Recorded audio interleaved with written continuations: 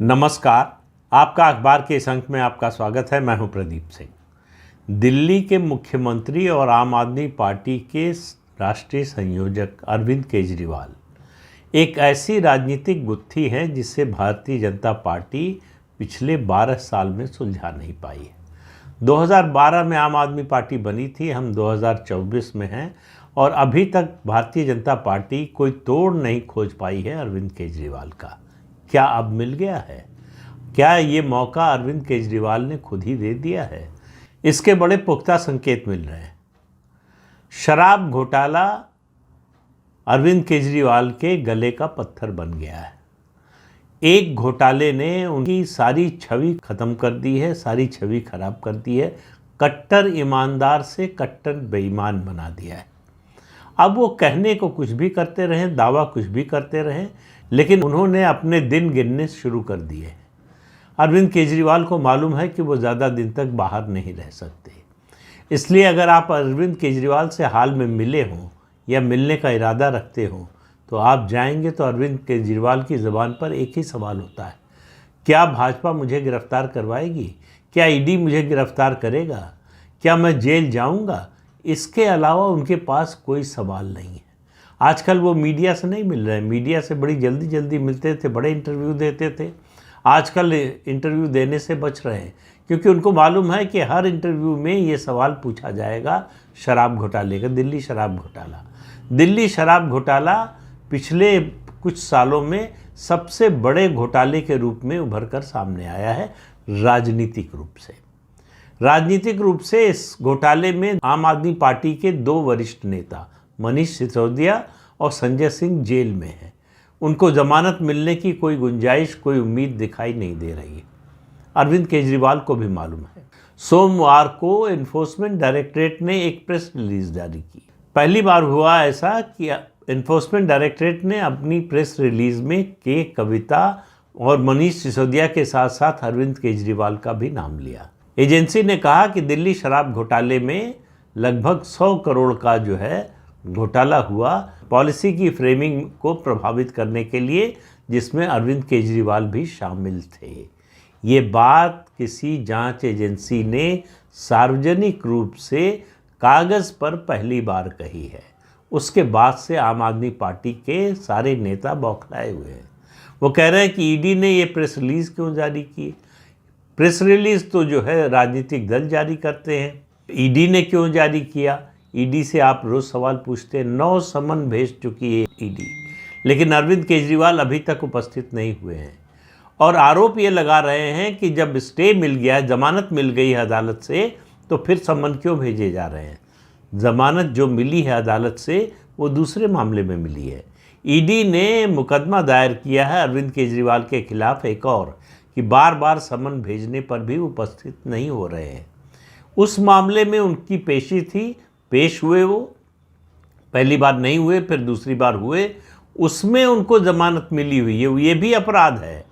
किसी भी सरकारी समन का किसी भी सरकारी एजेंसी के बुलाने पर न जाना भी गैर कानूनी है और ईडी तो क्वासी जुडिशियल संस्था है, उसके समन पर न जाना और बड़ा अपराध है। तो उस अपराध के मामले में जो मुकदमा दायर हुआ है उस पर उनको जमानत मिली है। दिल्ली शराब घोटाले में जमानत नहीं मिली है।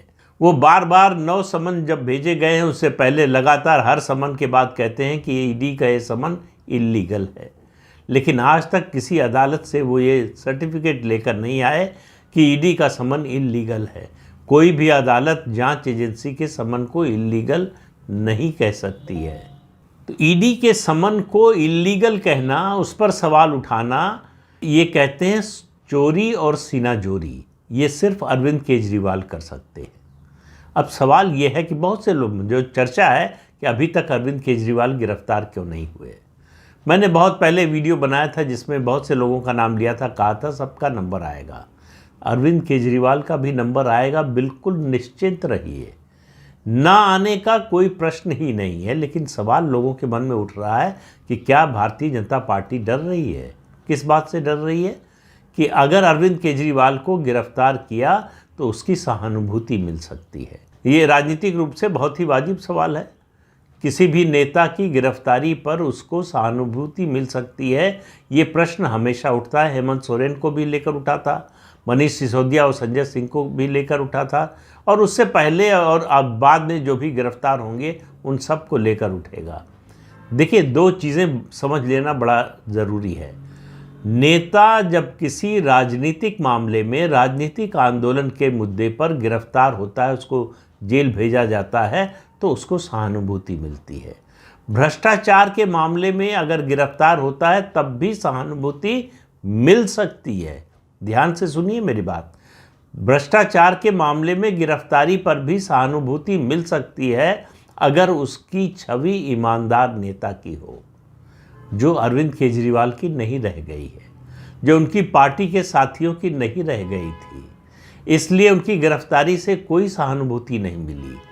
और अरविंद केजरीवाल को कोई शंका अब भी हो तो झारखंड मुक्ति मोर्चा के नेताओं से पूछ ले कि हेमंत सोरेन की गिरफ्तारी के बाद झारखंड मुक्ति मोर्चा को, सामान्य लोगों को तो छोड़िए, आदिवासियों में कितनी सहानुभूति मिली है। इसी से उनको पता चल जाएगा कि उनको कितनी सहानुभूति मिलने वाली है।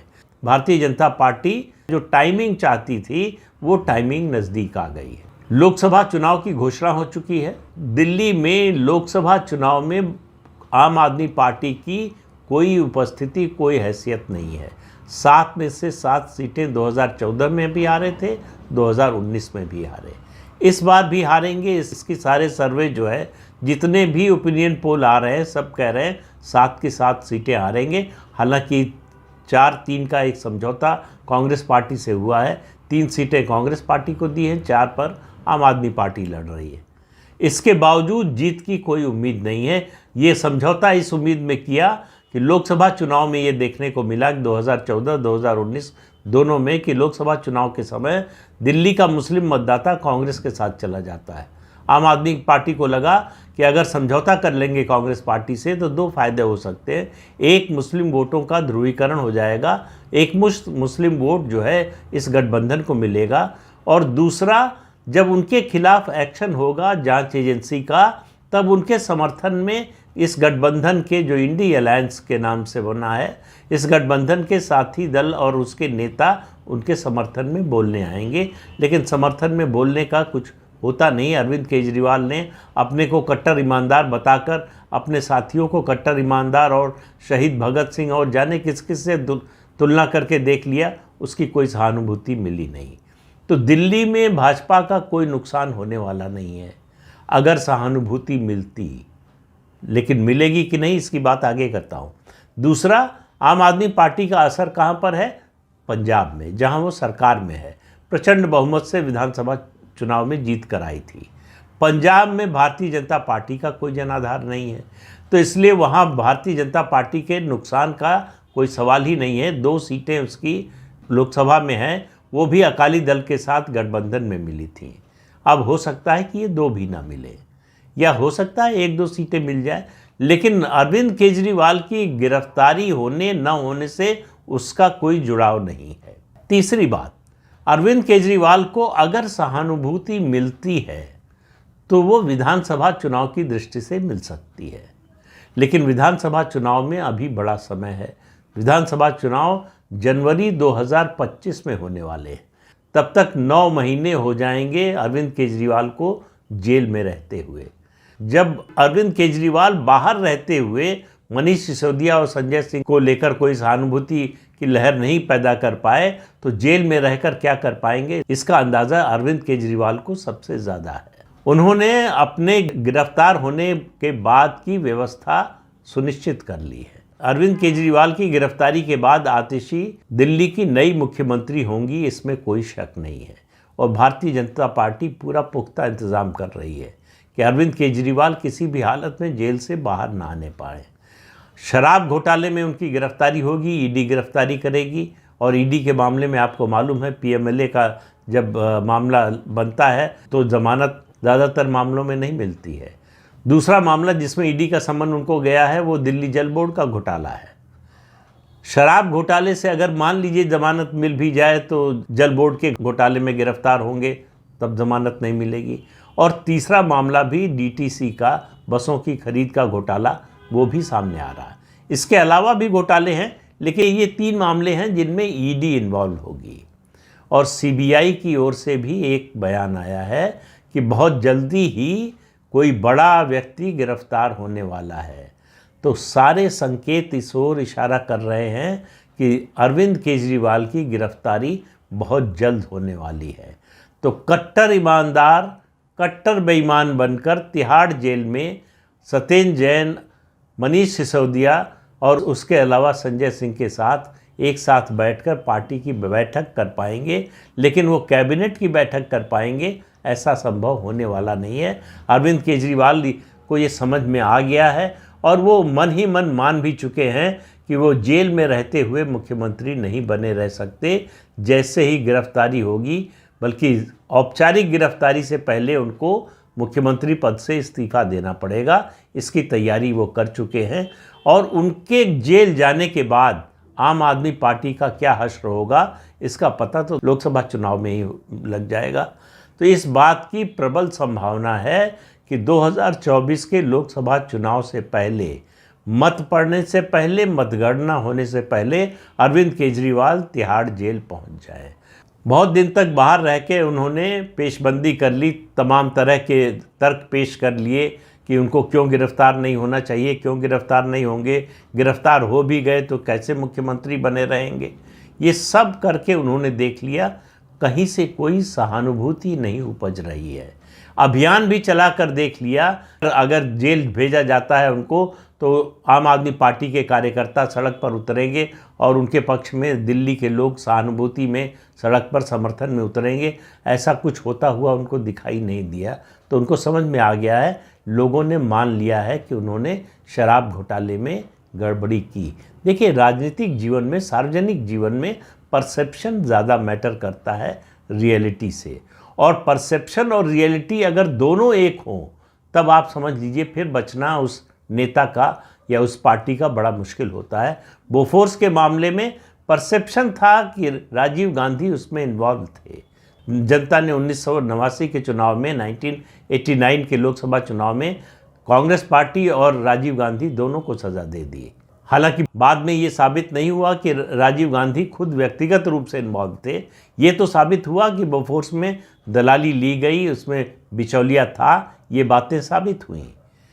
लेकिन अरविंद केजरीवाल के मामले में ऐसा दिखाई दे रहा है, जो सबूत सामने नज़र आ रहे हैं उनसे बड़ा स्पष्ट है कि जो परसेप्शन बन रहा है और जो रियलिटी है दोनों एक हैं। तो अरविंद केजरीवाल कब तक बचेंगे और क्यों बचेंगे?